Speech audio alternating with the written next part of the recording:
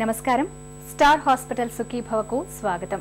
ఈ రోజు సుఖీభవలో ఆర్షములకు ఆయుర్వేద చికిత్స, మధుమేహులకు ఇన్ఫెక్షన్లు ఎందుకు ఎక్కువ, స్ట్రెస్ టెస్ట్ అంటే ఏంటి, ముక్కులో సమస్యలకు ఎప్పుడు ఆపరేషన్ అవసరం, ఇంకా సమస్య సలహా హెల్త్ టిప్.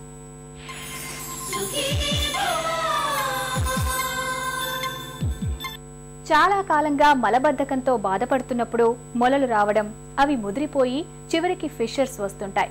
ఫిషర్స్ ను మనం ఆసనం ప్రాంతంలో చీలికల్లాంటి ఇన్ఫెక్షన్లుగా చెప్పుకోవచ్చు. ఫిషర్స్ తో బాధపడుతున్నప్పుడు నొప్పి చాలా తీవ్రంగా ఉంటుంది.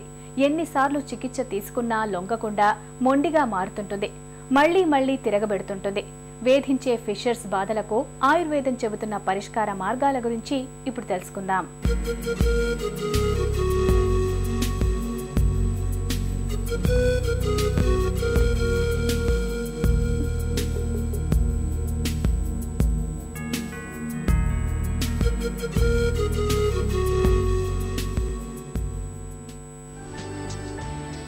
ఏళ్ల కొద్దీ మలబద్ధకంతో బాధపడుతున్నప్పుడు మొలలతో పాటు కొంతమందికి ఫిషర్స్ కూడా పెద్ద సమస్యలుగా మారుతుంటాయి.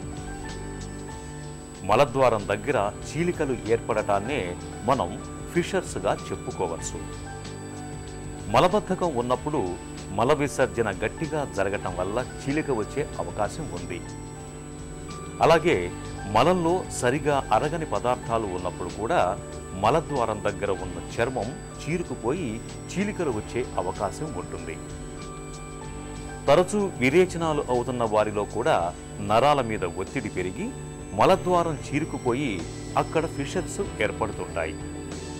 చాలా మందిలో ఈ ఫిషర్స్ ఒక పట్టాన నయం కావు, తగ్గినట్టే తగ్గి మళ్లీ తిరగబెడుతుంటాయి. దీంతో చీలిక ఉన్న ప్రాంతంలో విపరీతమైన నొప్పి వస్తుంటుంది. ఈ ఫిషర్ సమస్య ఉన్న వాళ్ళు ఆహారం విషయంలో తప్పనిసరిగా శ్రద్ధ తీసుకోవాలి. ఆహారంలో ఏం తీసుకోవాలి, ఏం తీసుకోకూడదు అనేది తప్పనిసరిగా పాటించాలన్నమాట. అందులో ఏంటంటే తీసుకోవాల్సినవి ఏంటంటే కొంచెం బాగా తేలిగ్గా అరిగేటువంటివి, పీచు పదార్థం ఎక్కువగా అనేటువంటివి. అంటే కాయగూరలో చాలామంది ఏంటంటే బీర, సొర, పొట్ల ఇలాంటివంటి పెద్దగా ఇష్టపడకపోతూ ఉంటారు. కానీ ఇవి తేలికగా అరిగి శరీరానికి ఆరోగ్యాన్ని ఇచ్చేటువంటి ఆహార పదార్థాలు. ఇటువంటి ఆహార పదార్థాలు ఎక్కువగా తీసుకోవాలన్నమాట. అంటే ఏంటి, బీరకాయలు, పొట్లకాయలు, సొరకాయలు, తర్వాత బూడిద గుమ్మడికాయ, ఇవి ఈ ఫిషర్ సమస్య ఉన్న వాటికి చాలా మంచి ఆహారం అన్నమాట. అలాగే ఏంటంటే పెసరపప్పు చాలా తేలిగ్గా అరిగేటువంటి ఆహారం, ఆ శరీరానికి మంచి ఆరోగ్యాన్ని ఇచ్చేటువంటిది. అందుకని పెసరపప్పుని ఎక్కువగా తీసుకుంటూ ఉండాలి. మంచినీళ్ళు బాగా తాగుతూ ఉండాలి. ఆ తర్వాత మానేయాల్సినవి ఏమేంటంటే కారాలు, మసాలాలు. ఇవి మనం చాలా ఆరోగ్య సమస్యలు చెప్పుకుంటూనే ఉంటాము. ఈ కారాలు, మసాలాలు అన్నవి ఫిషర్ సమస్య ఉన్న వాళ్ళకి చాలా శత్రువులు లాంటివి అనమాట. అందువల్ల అవి మానేసేయాలి. మద్యపానం అలవాటు ఉంటే అది కూడా తగ్గించేసుకోవాలి. ఈ కాఫీ టీలు, చీటికి మాటికి కాఫీ టీలు తాగేటువంటి అలవాటును కూడా బాగా తగ్గించుకోవాలి. మరొక విషయం ఏంటంటే కనుక ఎక్కువసేపు అలా కూర్చునే ఉండటం వల్ల ఈ ఫిషర్ మీద ప్రెషర్ పడి కొంచెం ఎక్కువగా బాధించేటువంటి అవకాశం ఉంది. కనుక కొంచెం సేపటికల్లా ఒకసారి లేచి నడుస్తూ ఉండడం అనేది చేస్తూ ఉండాలి. ఆ తర్వాత ఇంకొకటి ఏంటంటే మలబద్ధకం లేకుండా చూసుకోవాలి. ఇందాక చెప్పినటువంటి ఆహార పదార్థాల్లో ఉన్న నియమాలు పాటించినట్టయితే కనుక ఈ మలబద్ధకం అనే సమస్య లేకుండా ఉండేందుకు అవకాశం ఉంటుంది. అలాగే అంటే కొంతమంది మల విసర్జనానికి వెళ్ళినప్పుడు ఏంటంటే బాగా ముక్కి వెళ్తూ ఉంటారు. అస్సలు ముక్కటం అన్నది మామూలు వాళ్ళే చేయకూడదు.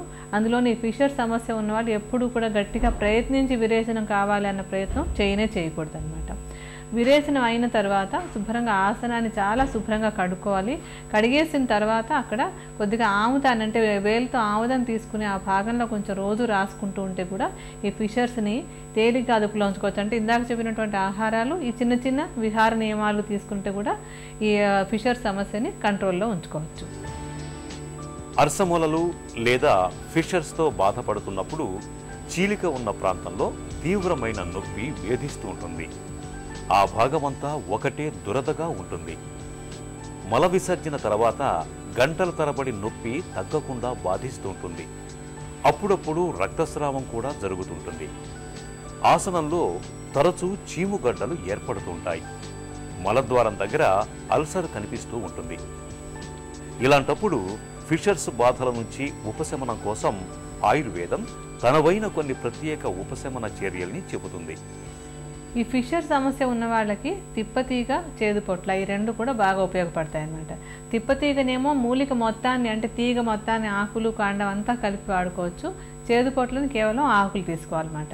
ఈ చేదుపొట్ల ఆకులు తర్వాత తిప్పతీగ సమానంగా తీసుకొని రెండింటిని నూరి ఒక ముద్దలాగా చేసుకొని సుమారుగా ఒక చెంచాడు ముద్ద పొద్దున్న సాయంత్రం తీసుకుంటున్నట్టయితే కనుక ఈ ఫిషర్ సమస్య అదుపులోకి వచ్చేస్తుంది.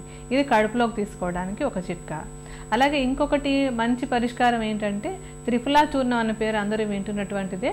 కరక్కాయ, తానికాయ, ఉసిరికాయ ఈ మూడింటిని సమాన భాగాలుగా తీసుకుని కలిపినటువంటి దాన్ని త్రిఫలాలు అంటాం.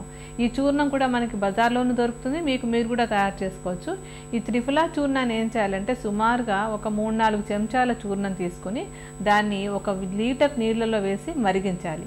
ఒక కషాయం లాగా అంటే బాగా ఎగిరిపోయేలా కాకుండా ఒక మంచి అంటే ఈ సారం అంతా నీళ్ళలోకి వచ్చేంత వరకు బాగా కాచి ఆ వేడివేడిగా ఉన్నటువంటి కషాయాన్ని ఒక టబ్బులో నీళ్లు పోసి ఆ నీళ్ళలో పోసేసుకోవాలన్నమాట.